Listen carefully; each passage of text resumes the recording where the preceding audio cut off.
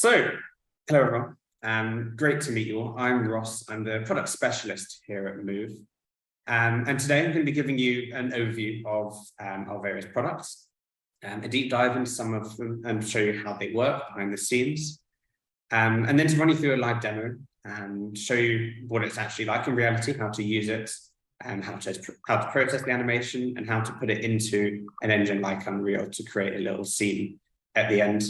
We'll also be doing a Q&A at the end, so if anyone has any questions throughout, please do just drop them into the chat, into the Q&A, and we'll circle back to them towards the end to hopefully answer any questions you have.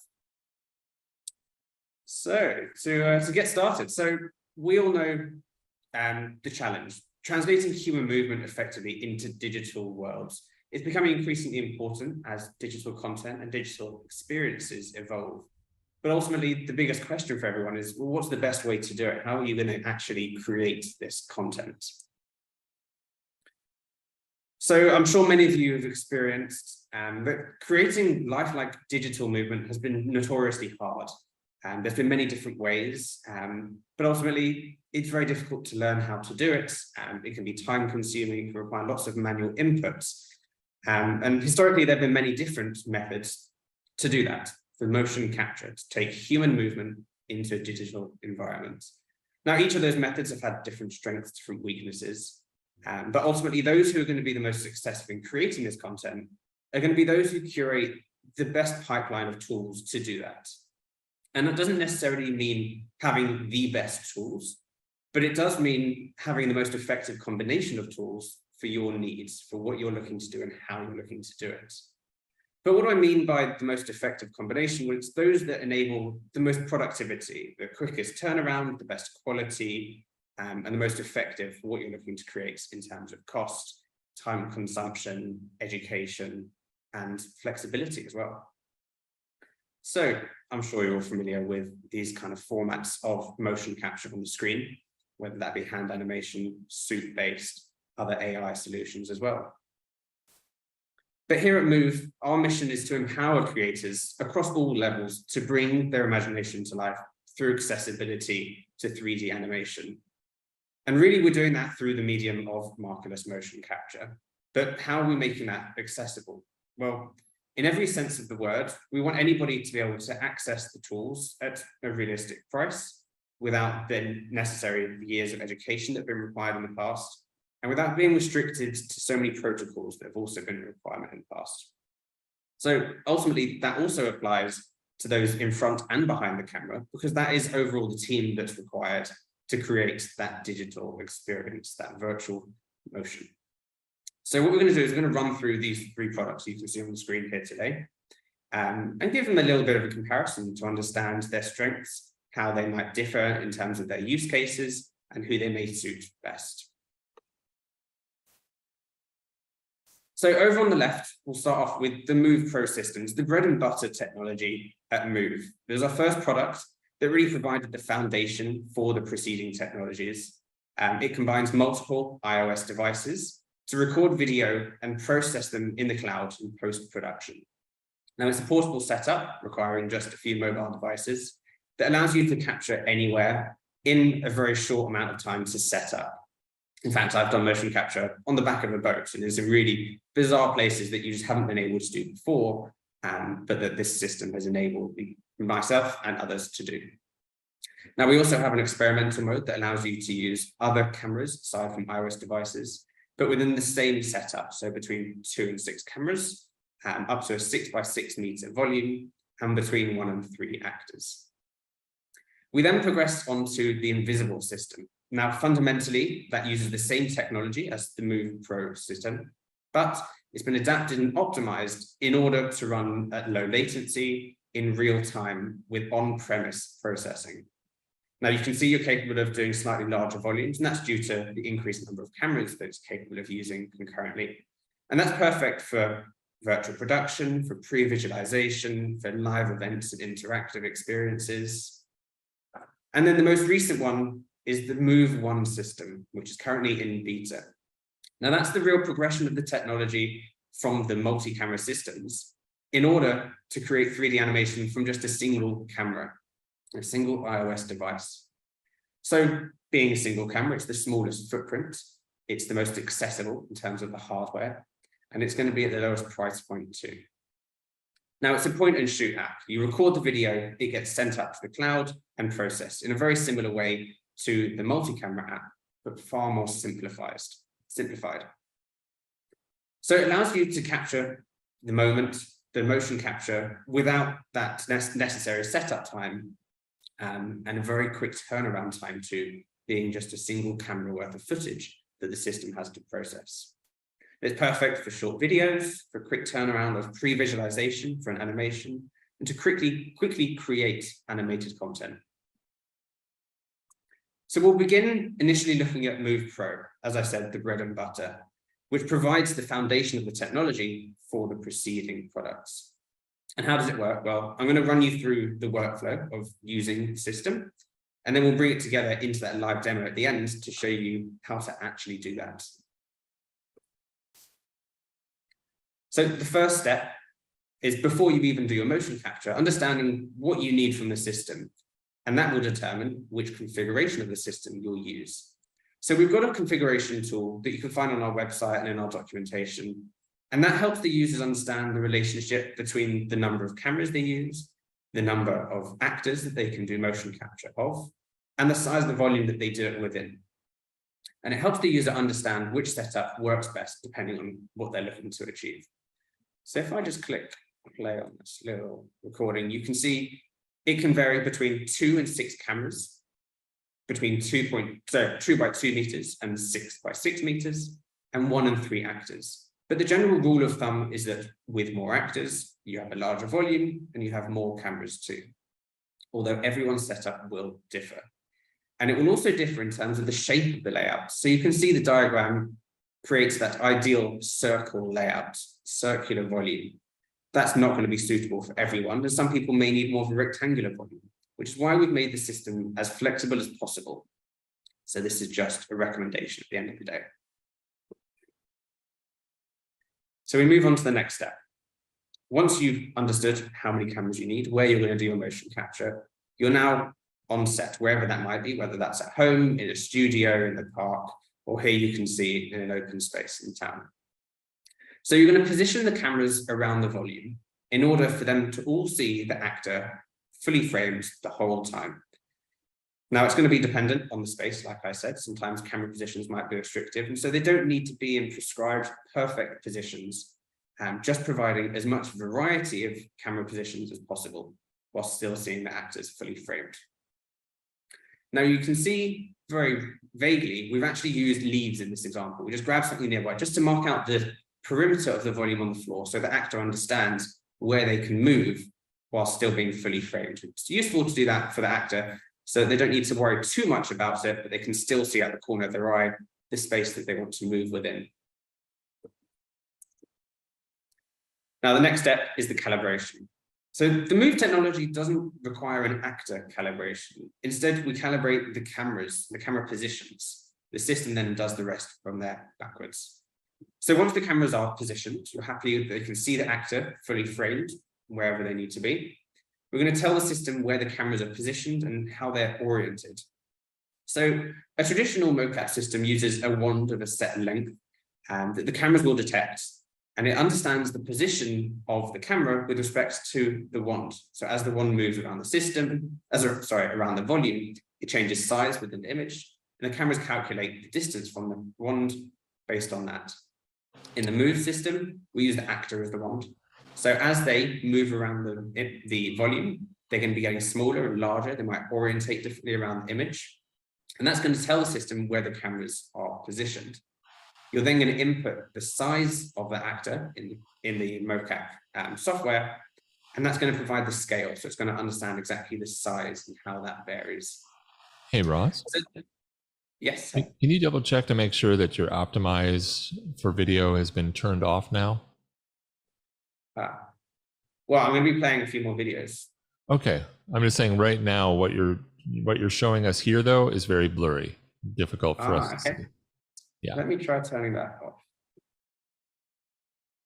How does it look now? Same? Worse? A little bit of clarity. A little bit more, yes. I mean, when you get to showing the video, you can switch back. Okay. Pop that up.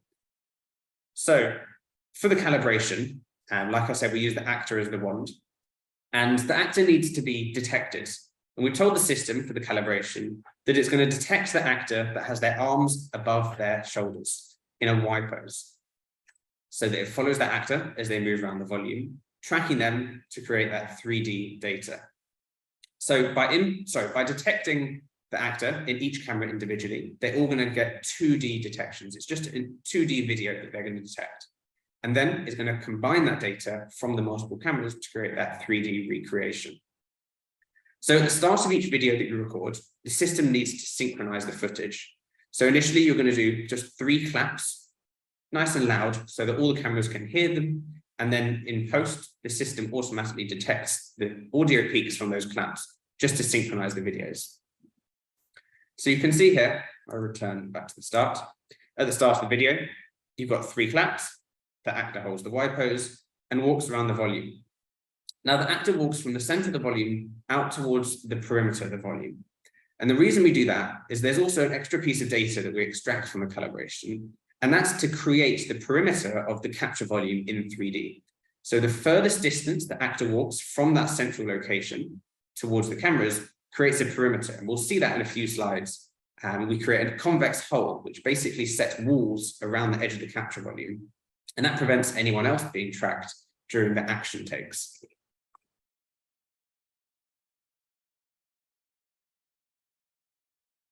So here you can see just a screen grab from one of the cameras, showing that 2D detection in blue, and then the 3D skeleton that's then created in red overlaid. So you can see how that's reinforced by the multiple cameras.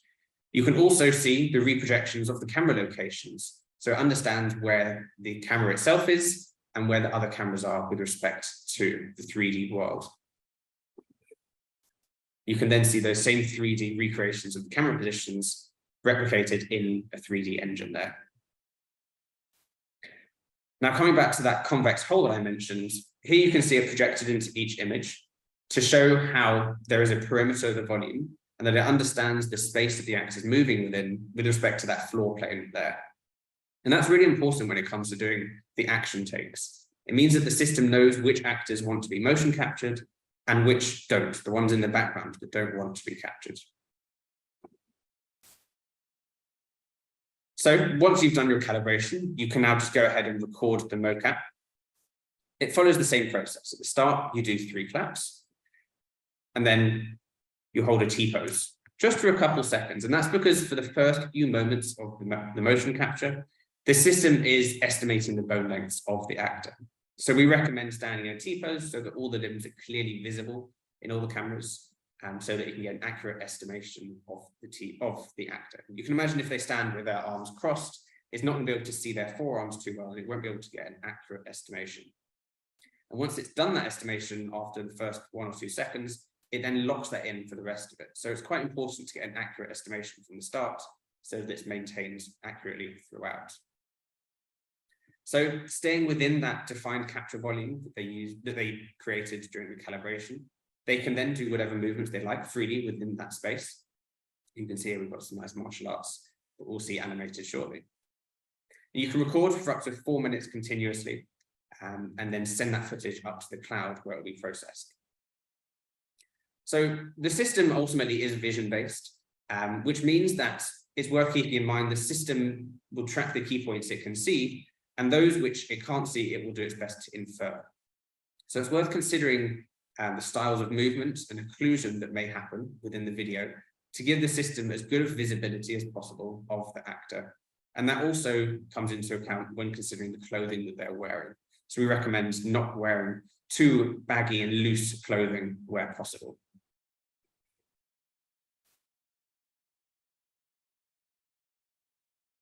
So here you can see another screen grab from those cameras, identifying the 2D detections in blue, and then that 3D observation in orange or /yellow, which is then reinforced by the multiple cameras that provide that data. So the system detects 34 key points on the human body, but in the Move system, they're not just treated as data points, they're treated as objects that obey the laws of human kinematics. So it understands key points that are connected via bones of static lengths, and it understands those that have a relationship with respect to a pivot. And it goes far more in depth than that. But that's what's included in our Kalman filter that understands the biomechanics and the movement of the human body with respect to the 3D world. Now, the system also includes a temporal model, and that means that it understands the movements both before and after each moment to understand that the transition between them obeys those laws of physics and human kinematics. So you can see the output here of that 3D skeleton of the actor we just saw doing their martial arts, and how that's recreated in Engine just by recreating those bones from the 3D model, from the rig that was used. You can also see the camera locations reprojected there. And in the web app, you're able to upload any rig that you'd like to retarget that as part of the pipeline to then export it directly on the rig that you're looking to use. But again, we'll come back to the processing workflow during the actual demo at the end.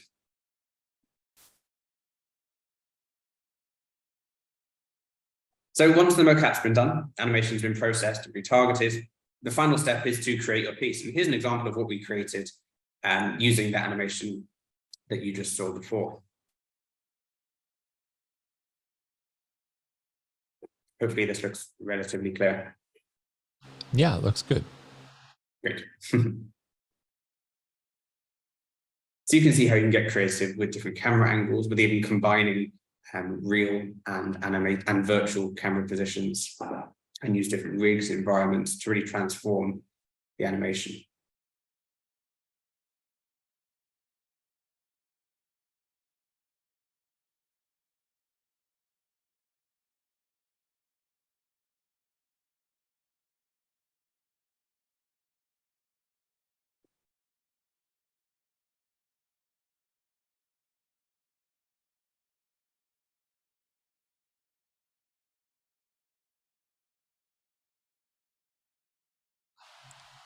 Okay, so that kind of rounds things off for the Move Pro part of the showcase.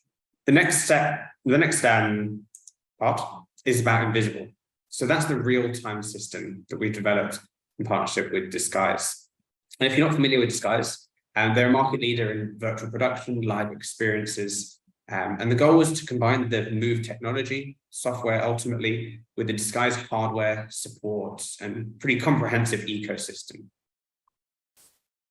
So in order to achieve the real-time processing of the motion capture, we transitioned from iOS capture and cloud processing to PoE cameras and on-premise processing, using those you can see on the screen. And this enabled us to achieve synchronization and processing of the camera feeds in real time, and also to pass that footage through necessary parts of the pipeline in order to achieve that motion capture in real time and stream it directly into the client.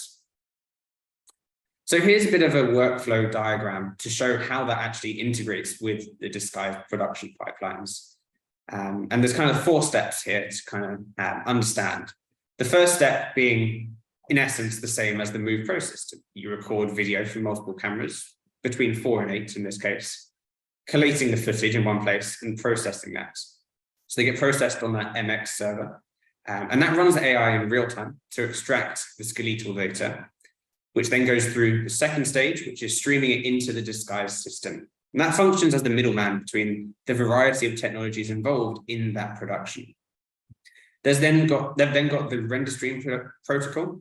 Now that runs the connection between Unreal Engine and the 3D stage, volume, and ecosystem. And that's where the data is retargeted in Engine onto that chosen rig and returned back to the Disguise VX hub, which then streams the data and the footage into the LED volume, also a virtual environment, wherever that is being displayed. And here you can see the Invisible interface. And in essence, again, the same as the iPhone workflow, you view multiple cameras concurrently. They're positioned around the capture volume, and they're recording video in sync. So following the same workflow, we need to calibrate the positions of the cameras. And there are 2 ways to do this. The first way is actually very similar to with an iPhone. You ask the actor to stand in a Y pose, they walk around the volume, and as they change size within an image, the system will understand the orientation, positioning of the cameras themselves. So you can see here those green data points, and each one is collected as the actor moves. So you want to collect a good variety of data points around the volume that you're looking to use. So in the side, you'll then put in the actor's height, and that will provide the scale for the system. It understands exactly the size and dimensions of the space with respect to that data it's collected. Now, the second way you can calibrate the system is using a Sharukko pattern. Sharukko, in essence, is a chessboard Haruko pattern. So it's a combination of those checkers and Harukos. And that's projected onto the LED volume. And in the same way, it's going to move around the space. And as they move around, the system will understand the orientation of the phones of the cameras as a result, being a fixed size Haruko pattern. So let's just watch the little video here of the animation, and you can see as it moves around, there are data points collected, which will then be processed.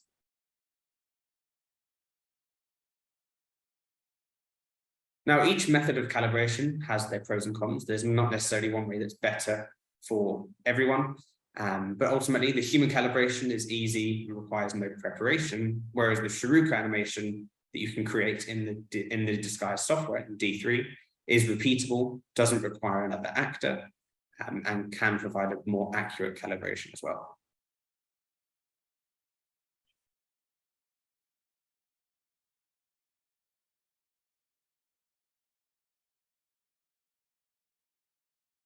So in real time, you can actually see the 2D tracking on each image. I'm actually just going to pause the video at the start here. So you can see those 6 cameras, and hopefully you can just about see the bounding boxes that are identified around the actor in each image. And within that, the skeleton that's detected. So again, tracking the 2D observations in each camera, and then providing the 3D data as a result of combining them and putting them through the physics models. And you can see you can swap between the full 3D recreation and just the individual camera perspectives.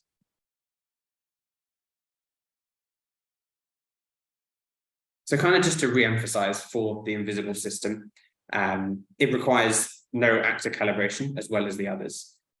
It requires no suits as well. And it also allows the system to be set up in a few different ways in terms of knowing who to track. You could have it just to track anyone who walks into the volume, or you can have it as a selective system. You can have it click the actors you're looking to track, or have it so that it's detected when they reach their arms above their heads and activate that Y pose trigger.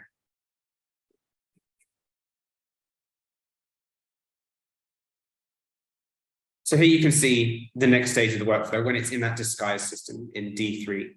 And you can see the 3D world recreated with respect to the LED volume, the actor tracking, the cameras, the lights, and everything incorporated into that system. And you can switch between different Unreal scenes through using the system, the render node system.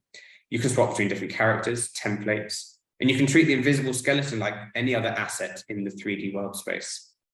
And again, you can see this is just the skeleton at this stage. The data is retargeted in engine. You can see actually on the LED panel behind that character retargeted in Unreal. So how is Invisible used? There's a few examples here. In the bottom left, you can see a simple puppeteering setup where different characters are triggered upon passing through bounding boxes within that 3D world space. It's a great way for anyone to interact with a system at an event, at a venue, wherever the system is placed, but they can interact with branded content or promoted content. And you can also use it simply to previs how a character will look when they're just moving within that 3D space. In the top left is a really nice experience created just by attaching a light source to the skeleton in that 3D world, and allowing them to interact with the environment by lighting up different areas with real-time reactions to the human movement on the stage. It allows them to be really immersed into that space. Perfect for an interactive game or location-based experience. And on the right-hand side, we've got a really awesome interaction between human and environment, but this time just showing particle interaction.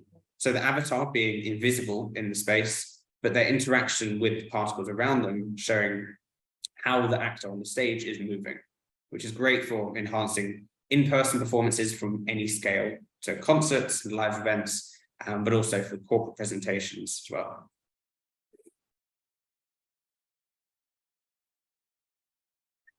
And then the third and final product is Move.AI.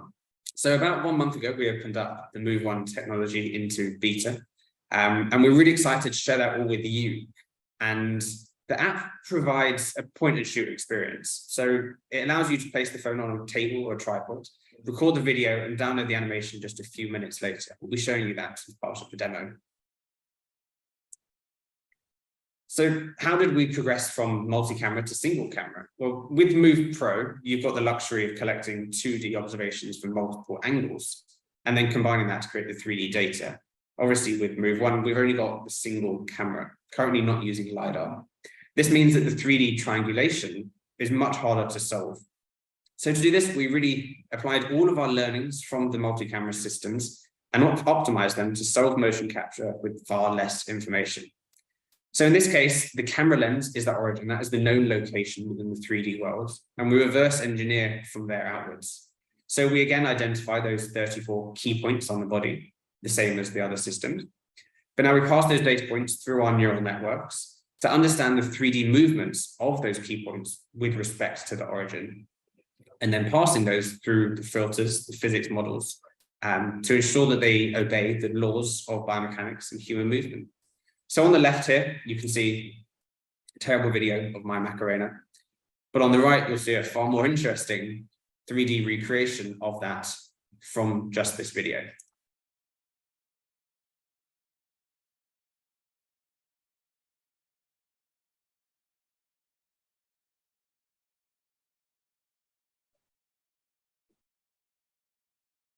So with the workflow for Move.AI being simplified to just a few steps, the necessary process from conceiving an idea to seeing the animation is really accessible to anyone.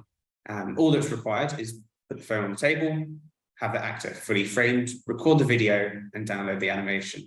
It can be used for pre-production to test out a character rig, for pre-visualizing how a performance might look, or for the final piece of your animation. It's entirely up to you how you use it, which part of the pipeline it's integrated into. And I love this video on the left-hand side. You can see the sumo plug and how that was animated just by this user from the comfort of their own dining room at home.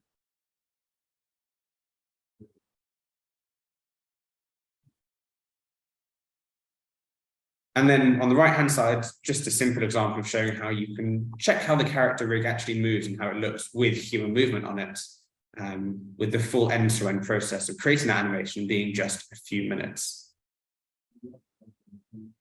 An exciting thing is that you can see here, this was a couple of weeks ago before we implemented finger tracking, and that will be coming in the next few weeks to really have the full animation combined there.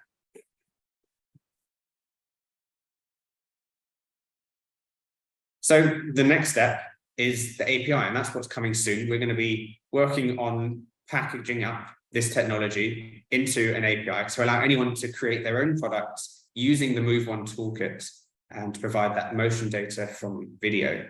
So this allows anyone to call the engine API, and whether that's used for sports performance analysis, animation, content creation, or something ultimately we can't yet imagine. We're really looking forward to seeing what's created using that toolkit. So that kind of concludes the overview of the technologies. And the good news is now we're actually going to provide the beta for the Move.AI to all of you too. So thank you to those who signed up for the Move.AI free credits to use during the fellowship. And we're also going to be providing the Move.AI beta. So we're going to be fast tracking those who are on the fellowship through the waitlist to really get you set up and running. And we really hope that you get to use it and create some awesome stuff using that. And as you can see, we're also providing 20% off a 1-year subscription after the fellowship for those who'd like to continue using the Move Pro system afterwards. That's so generous, Ross. We really appreciate that. Folks, I can see that there is a URL up there for the Move.AI wait list. Quote, UE Fellowship also, that'll fast track you with Ross's group. I'm still going to collect up names on my side so that I can send those to Ross so he can kind of, do a little bit of a comparison of our list to those who sign up on the platform itself. And we'll also, like I said, try to do our best to get those additional 30 minutes for you. If for some reason those haven't been credited to your account, Ross will also be able to take care of that too. So few housekeeping chores for us. But Ross, we have some questions that are starting to pop into the Q&A. Can you open the Q&A and take a look? I can, yes. We also have some other folks that are asking to talk, and we'll get you, like Lucas, coming up here in just a minute, folks. So, but go ahead, Great. Ross. So, if it's all right, we'll actually loop back to the Q&A just after the demo. So it'd be good to run through the demo of how to use the tech. Oh, sure. And the animation processing, and while that's doing, we can then return to these questions and hopefully answer them all for you guys. Perfect. Great stuff. So yeah, let's see how they work. So we're going to be running through a demo of the Move Pro system, so the multi-camera system, and also the Move One for those who haven't seen it, to run through the capture, processing, and then importing that into Engine. So I'm going to stop sharing my screen for the moment. And I'm going to quickly set up a couple of phones that I've got around the room for the Move Pro app. So I've got an iPad here. And what I'm going to do, a little DIY job, is I'm actually just going to orientate the camera towards the iPad. So you can see the system from the host device, which is this one in my hand. So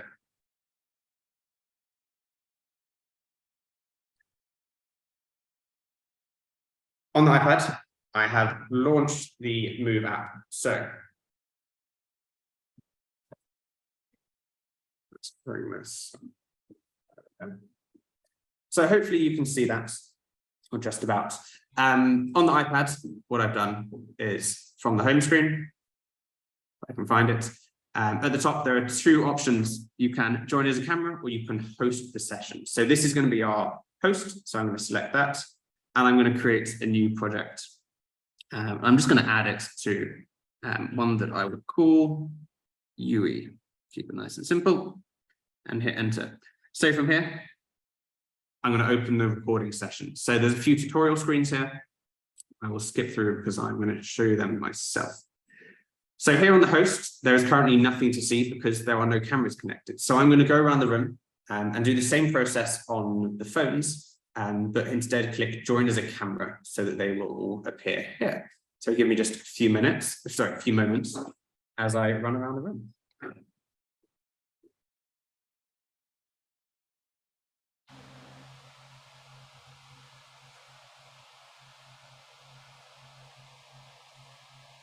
You should see the first one appear. There you go.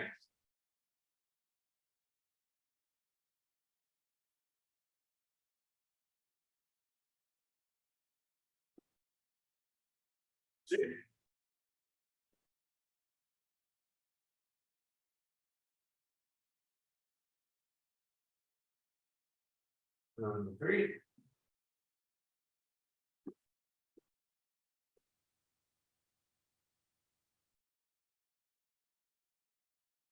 And number 4.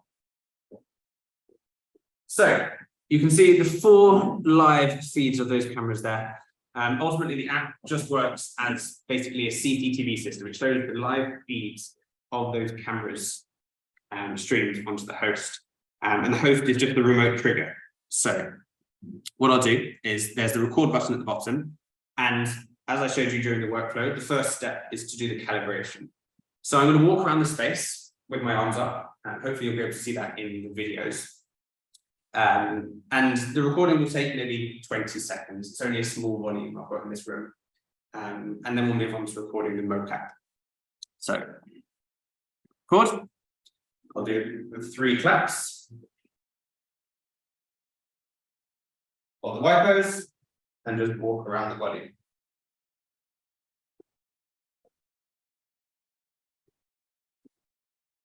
Right out the edges. Again, being small volume, this won't take long at all.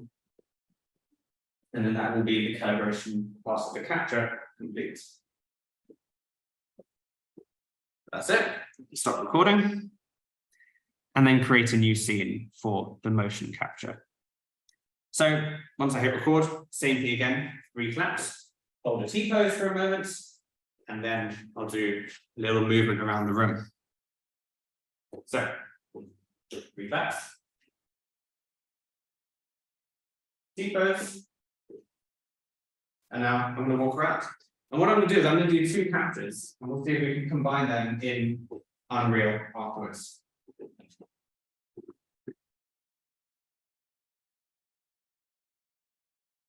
And that's the capture complete. So for the Move Pro system, that is as much as you need to do on the set. That's the recording done. You then hit finish recording. And then you can upload all straight to the cloud platform from there. And you can see that uploading now. So that's the Move Pro side of things. I'm now going to do a capture on the Move 1 app, which we've got set up on the side. So once that's finished uploading, we will then go ahead and record one from there. Voila. So that's all uploaded. And then we will come on to the web app in just a moment. So, tilt this up. Hopefully you can all see me. So I've got one of the phones just set up on the side of the table. And in essence, it works in the same way. I've just got it facing me, so fully framed. And the recording right now is limited to 10 seconds. So I'm going to hit record. I'll get a 5-second countdown. And then I'll do a little movement and then send it for processing. So, record. At the start, I'm going to stand in an A pose just so my hands aren't easily visible. Then I can walk around.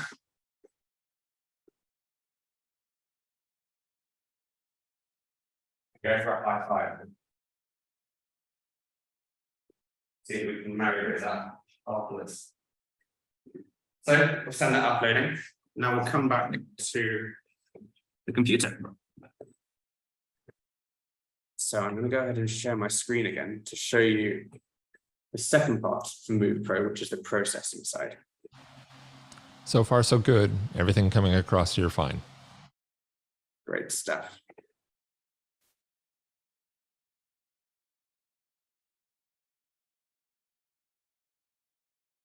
So, where is that? Okay. Just checking you can see my screen all right? All good. Cool. All right. So this was a project I just created. I think also correct, whilst I couldn't see, corrected UE to HE. But you can see here on the platform the project overview. So it's just showing that there is one session. That's the session that I just recorded with 4 cameras created by myself. And that it was created using the iOS app rather than experimental mode. So I'm going to go ahead and enter that session. And at the bottom of the screen, you scroll down, you'll see the cameras that we use to capture this mocap. And you can see there are 2 files, the calibration file and the first motion capture file. And the first thing we're going to do is process that calibration, and then we'll go ahead and process the motion capture afterwards. So the first tab, calibration, I'm going to hit create a new one. And then we're going to go ahead and note down a few pieces of information. So you need to note down when the actor starts clapping and when they stop clapping, and then when they start the Y pose and when they stop the Y pose. The reason we do that is because the system will listen for those audio peaks throughout the whole video if you don't enter any times. And if there's any other background noise that comes from one side of the room rather than the other, that synchronization might not be perfect from those audio peaks. So we want to use the claps that the actor did in the center so that each camera heard the claps at the same time. Of course, I'll do the 3 claps.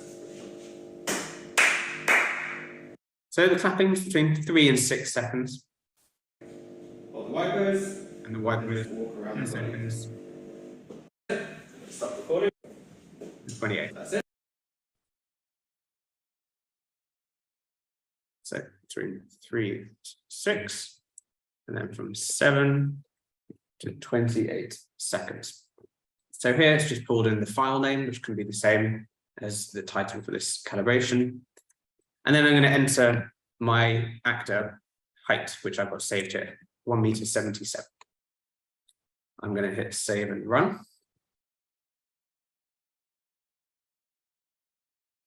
And what this is doing is sending that command up to the cloud. So nothing's happening locally on my computer, on my device.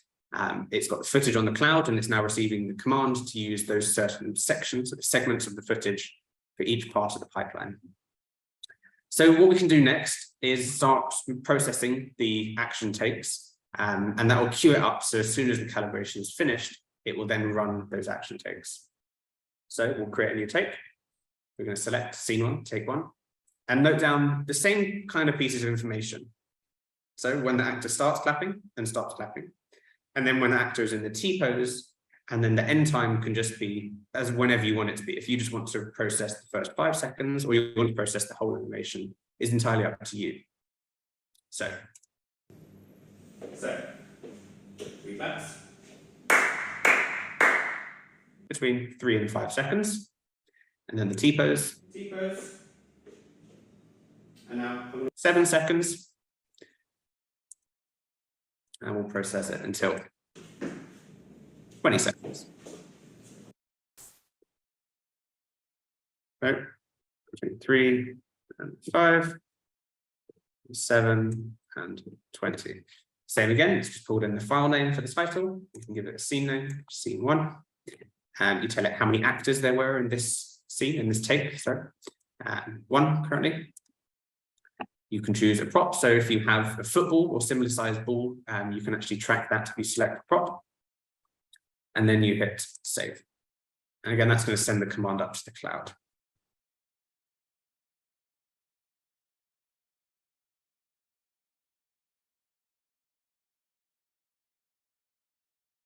So we're going to use the calibration that's currently processing. We're going to process it with fingers on, and we're going to run it on the Unreal Mani, because we're going to be importing that directly into Unreal Engine afterwards.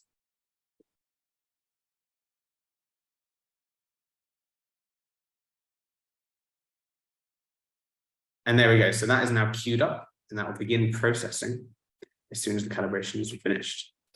So I'm going to stop sharing my screen, and let's pop back into the Q&A to take a look at the questions that you've all been submitting. Sounds good. So we have a first question by Ty, if you want to go with that one. Yes. If an actor is wearing stretch sense gloves during the performance, how would I sync that recording in Move.AI? So you can synchronize that in Engine afterwards by just aligning movement. So if you do a synchronizing movement with the body and the hands, then you can use that as a kind of a clap, a moment to synchronize both sets of data. When you say up to 4 minutes, does that include calibration or 4 minutes of process video? So 4 minutes is for the motion capture take. So the calibration is as long as it needs to be. Generally, it's not going to be more than a minute or 2. But the 4 minutes is for the action take. So from that T-pose moment until the end of the animation that you choose to process in the platform, that is where the 4 minute limit will apply. Hopefully that answers your question.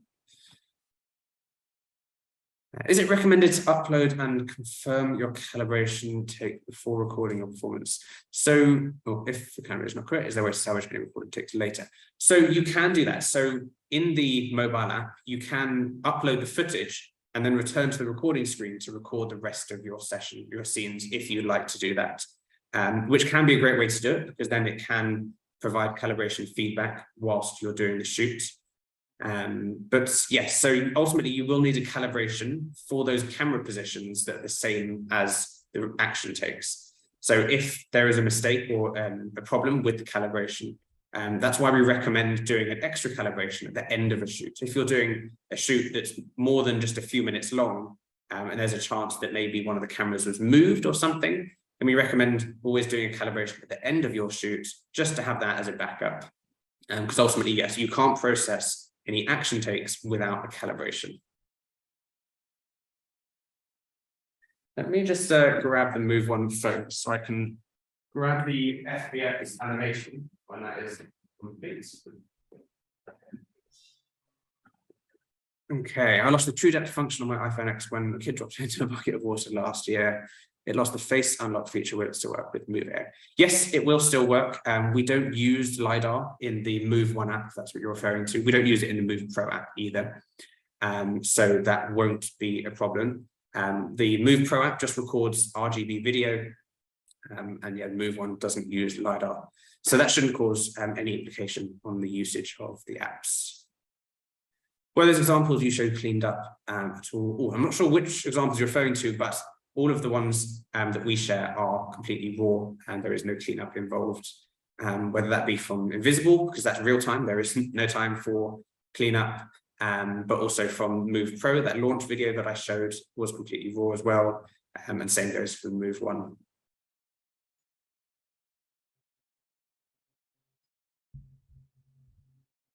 Will Move.AI have an option to download an MP4 video preview of the animation in addition to the animation file? Again, that sounds like it's potentially for Move.1, but the same applies to both Move Pro and Move.1. Yes, for Move Pro, you can already download the MP4 video preview. You can download the raw video files as well.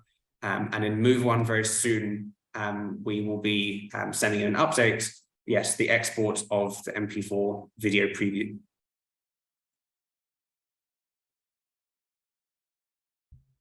Are you able to increase the catch time from 4 seconds? There is no 4-second limit. I'm not sure if you mean 4 minutes. For Move Pro, that is a hard 4-minute limit. For Move.1, it's currently at 10 seconds. There is a chance that we will be extending that in the near future. But the current recording duration is 10 seconds for Move.1. Do you think the experimental beta would work with an array of PS3i cameras? So the experimental modes for Move Pro will accept video footage from any source as long as it meets a few minimum requirements in terms of the resolution and the frame rate. We do have a documentation site that has a dedicated page for experimental mode that outlines the minimum requirements. I'm not familiar with PS3i cameras myself, but it's worth just checking if they meet the minimum requirements, then yes, you'll be able to upload footage from those. Again, following the same workflow, so minimum of 2 cameras, as long as they can see the actors fully, then yes, you'll be able to process that footage. I think that that's in relationship to an older product that was released years ago called iPi. It utilized the PS3, PlayStation 3 cameras that were available USB connection. So right. I think that's where that might be coming from. Okay.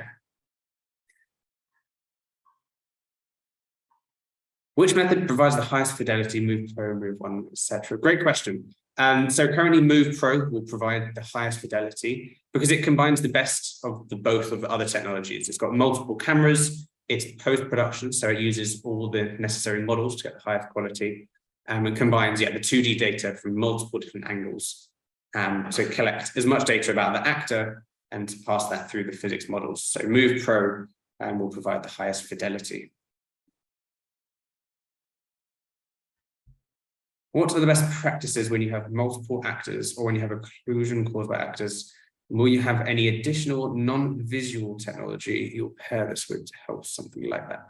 So when you have multiple actors, that comes into the recommendation of having more cameras. So you have to be considerate of the type of movement the actors will be doing. So if the actors are very close together, be considerate of the angles of the cameras that will provide the best view between them.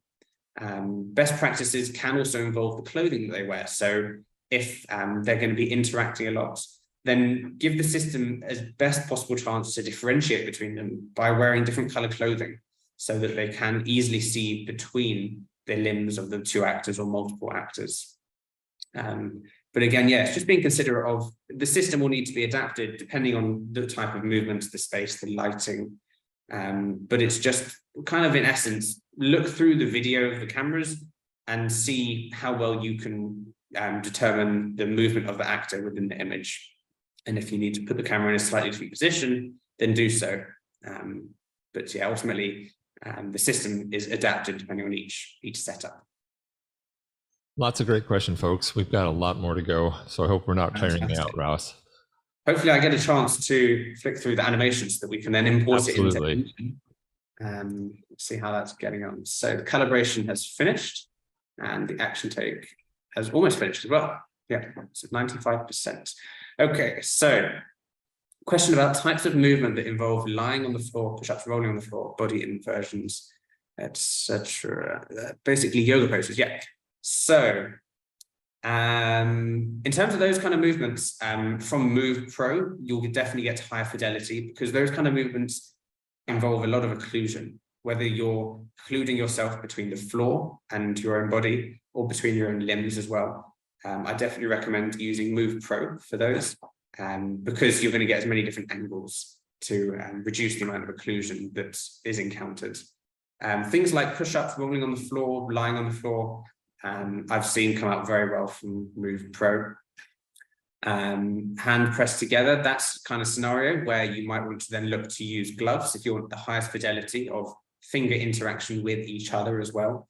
That could be where you then start to use gloves in combination with the system to pair those two data sets to get the highest fidelity of both.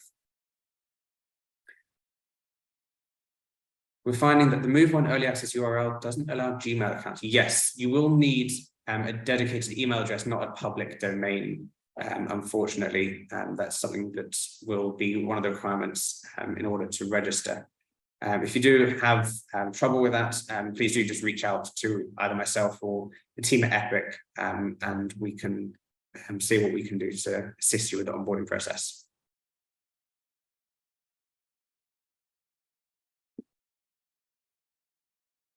Any advice for when phones drop off?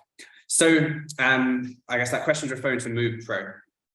So the system can be affected by the Wi-Fi and network environment around the system. So when you connect the phones, initially, the first way they're going to look to communicate with each other is via a common public Wi-Fi network. So if you're in an office or at home, they're going to communicate over that network to send the video feeds and the commands to start and stop recording. If you're in an environment where there are lots of other devices, if you're in a busy office or something, then it would actually be beneficial to disconnect from Wi-Fi, in which case the phones are going to connect over their own wireless network. So it's not via a public infrastructure, but they're going to create their own kind of invisible network that they'll use to communicate with each other. And hopefully by disabling the public Wi-Fi, they'll be able to communicate over not such a busy and high traffic kind of network.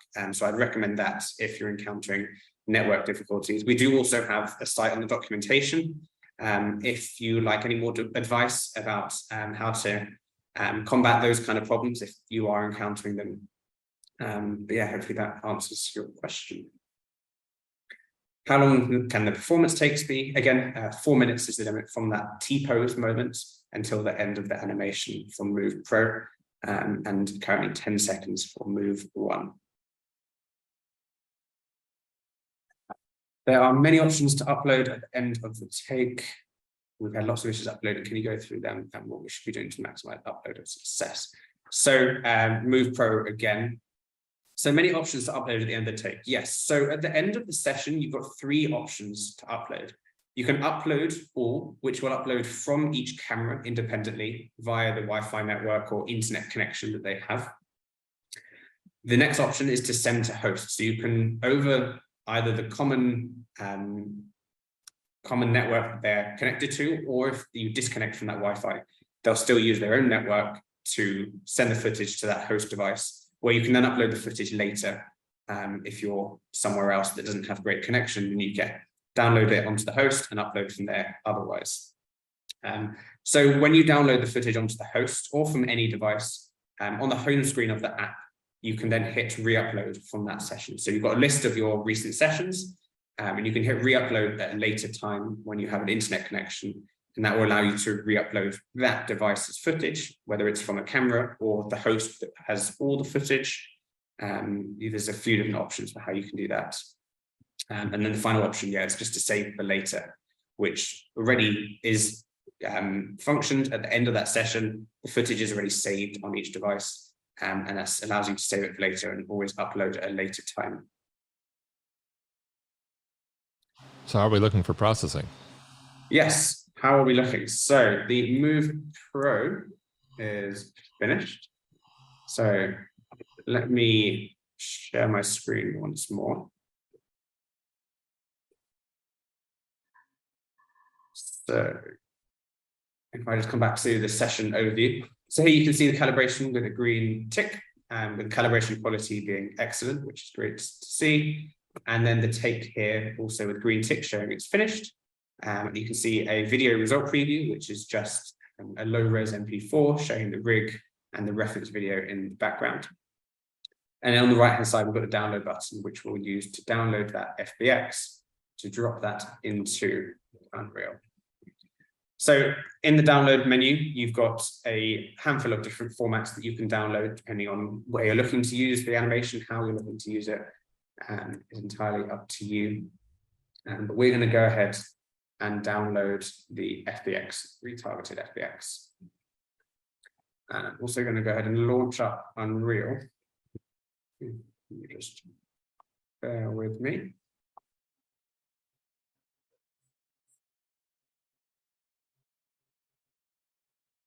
That is going to take just a moment to launch up. And then we're going to go ahead and import the animation and show you how that looks.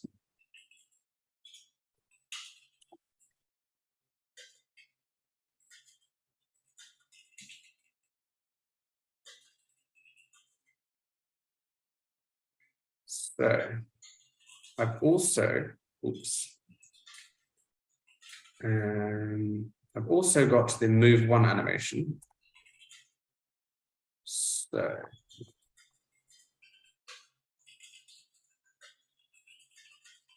let me grab these files and we're going to import them.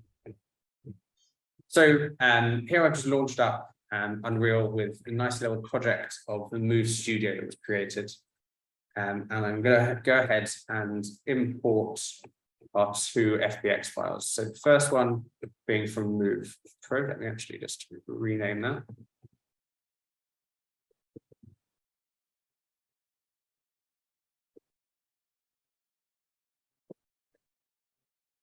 So we're going to drag and drop that.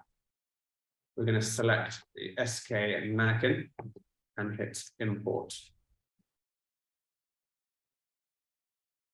And that will now be here in the list. So on the right-hand side, Move Pro Ross. And then the same goes for the Move.AI animation.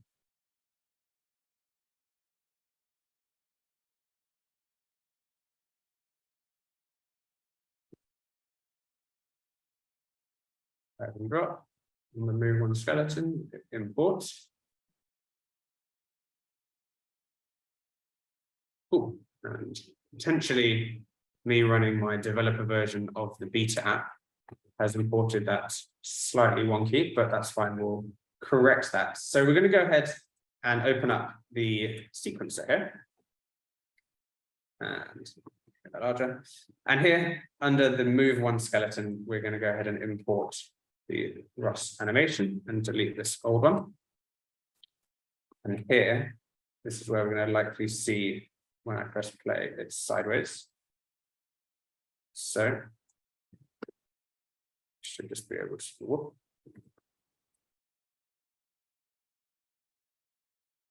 Resolve that rotation.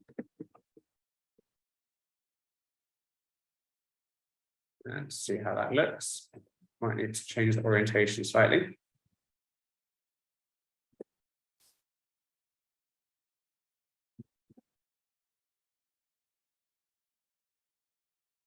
How that looks. It's only going to be a rough cut just with the initial import, but we will see what we can do. So here we'll now import the Move Pro animation.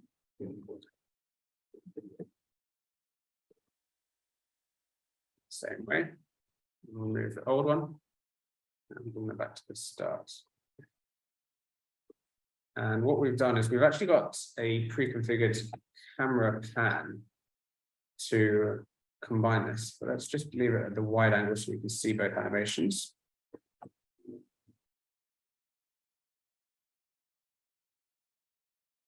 And we'll see if we can go ahead and align those animations so that we get high five together. So find the high five of the Move 1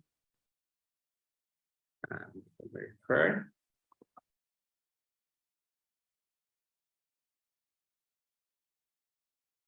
And then we will just change the translation.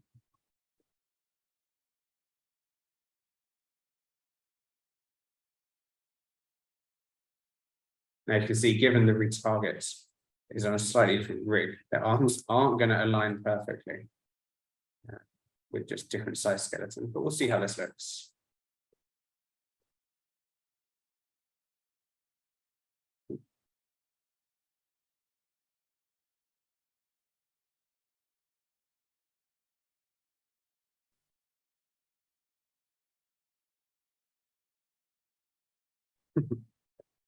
Not the greatest lining up for myself, but you can see what I'm getting at.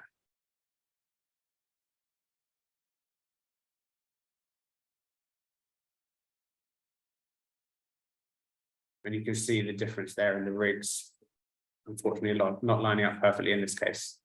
But a simple example, I hope that's useful just to see kind of the end-to-end of recording from both systems, processing on Move 1, and obviously the automated processing. The automated processing of Move 1 and the platform processing of Move Pro, and then dropping them both into Unreal Sequencer there for a quick little scene.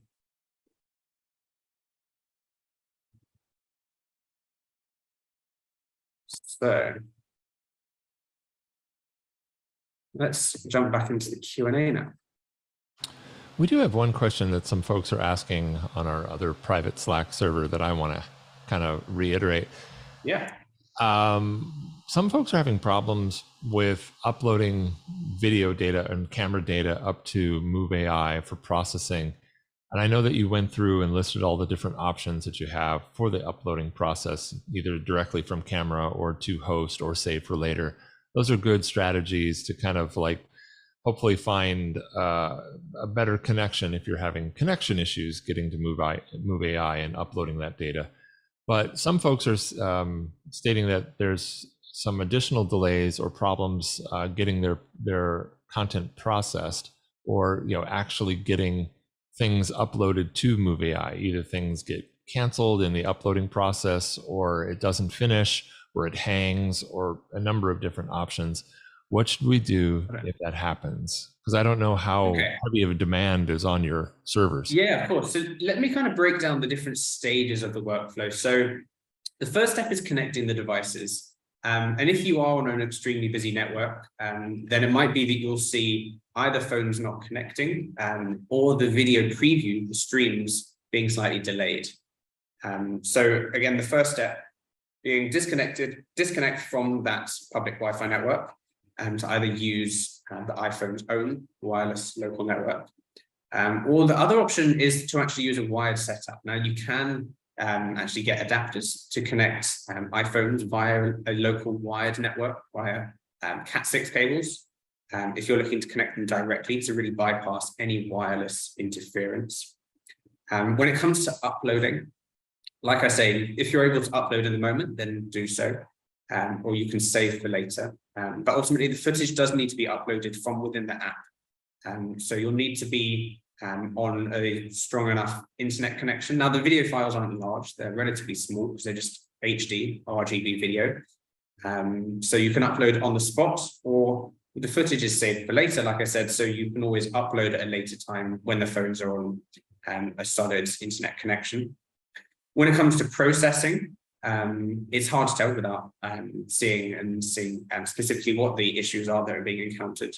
But ultimately, you'll require all of the video files to be available in order to process it. So if there was one camera that, for example, didn't upload, then that will stop you, that will prevent you from proceeding any further, because it will be expecting, for example, 6 cameras, and if only 5 are available, then it won't be able to process the 6 camera session.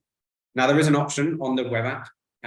If you're in a session, say that has 5 cameras received and uploaded, but it's expecting 6 cameras because there were 6 present, then you can create a new session using just those 5 cameras, and that will allow you to proceed with a 5-camera session. In terms of calibration, as long as those requirements are met where there is a Y-pose actor that's fully visible, and there's enough data, so they've moved enough around the volume, then it should be able to capture an accurate calibration.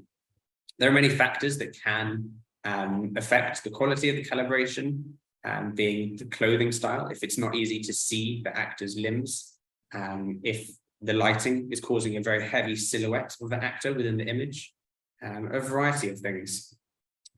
But if you're able, and if you've received a good calibration, then you can proceed to process the action takes, which again follow the same kind of requirements. If for whatever reason there's a camera missing, or if the system can't see the actors within the image, then that will halt you and prevent you from moving any further throughout the pipeline. But again, if you have any specific questions, please do reach out to support@Move.AI. We also have a live chat on the website and the documentation sites for you to reach out, and we can kind of dig into any more in-depth issues if you are encountering any. So I'd really encourage you to do that if you have any more questions. And then we can really take a look at specifically what areas you may be encountering and help you work through that and proceed with the motion capture. All right. We have 8 minutes until we need to reach a point where we go to the next tech check for the next group, and then give folks a break, a bio break. But I do have a live question here, and we do have some more questions in the channel. We've got tons. I'm going to go with the live question from Lucas. Go ahead, Lucas. You're clear to talk. Yeah. Thank you, Brian. Can you hear me? Yeah. Yeah. Okay. Awesome.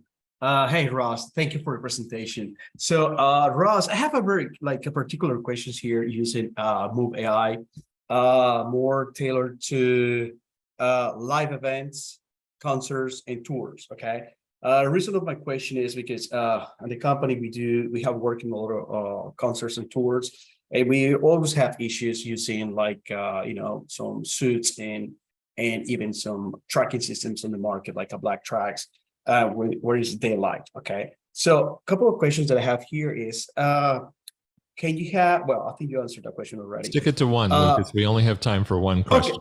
Okay, sorry for that. So, okay. Okay, yeah, this one. In order to run Move.AI in the D3 server, do we need to have the RX box in order to use it with render stream, or Move.AI can run native in D3 in layers? Great question. So the Invisible system is sold as a bundle of hardware and software. So it provides that MX server that runs the Move side of things. But it does also require an RX to run the engine, and the VX to function as that hub into the Disguise ecosystem. So it's kind of everything's included with that bundle: the server, the cameras, the switch. And it should be an all-inclusive addition to an existing Disguise setup. And hopefully that answers your question. Thank you, Lucas, for asking that. I'm sorry I had to keep it short because we still have some more questions in Q&A, and we have very few minutes left. So let's move on to more questions in Q&A. I think Andrew Jordan has one. Do you see the Q&A there, Ross? Sorry. Sorry, back to the chat. Yes. Yes. Okay, can you talk about best practice with finger calibration? Also calibrating for multiple. Okay, so first part, finger calibration. So in terms of finger tracking, in order to get the best quality, stand as close as you can to the cameras. The larger the fingers are within the image, the more data there is. Ultimately, the fingers are very difficult to solve, being basically an entire skeleton at the end of the arm. And with the image being so large and the fingers typically so small, that can be very difficult to do. So best practice, stand as close as you can. Make sure that the fingers aren't occluded by objects or clothing as well. And in essence, just make them as visible as possible in the image. Calibrating for multiple actors. So the calibration process is the same no matter how many actors you're using. In terms of action takes, like I said, be considerate of the camera angles. If you've got multiple multiple actors. make sure that the cameras can see between them. And it's helpful to have differentiating colors of their clothing. And yeah, that answers those points. And then, yeah, I've already mentioned about connecting phones over Wi-Fi.